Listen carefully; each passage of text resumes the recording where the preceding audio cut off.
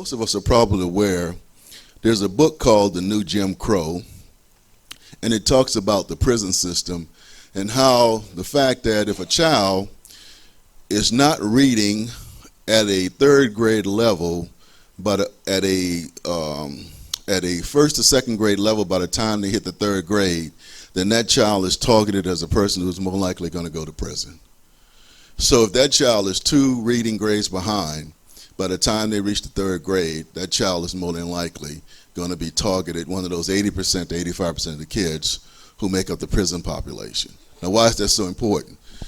Jefferson Parish, in conjunction with the Jefferson Business Council and the school board, did a task force study on Head Start. That task force study recommended that there are 30,000 kids who need early universal child education, and they don't meet the Head Start standards. Jefferson Parish, before Hurricane Katrina, had 1,100 kids in its Head Start program. I'm told we are now down to 700. 30,000 kids need early childhood universal education. That is key. That task force study should not sit on its shelf.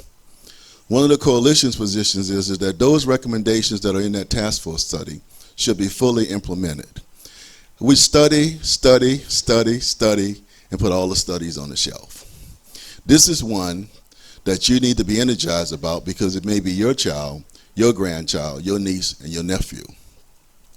We're asking the Jefferson Business Council and all the community to come together and raise the funds in conjunction with the school board and the parish and do a collaborative effort between the parish council, the parish president, the superintendent of schools, and the school board to fully fund those recommendations in that task force study and reach out to those 30,000 kids who need universal early adult education. Louisiana is one of the few states that don't fund that.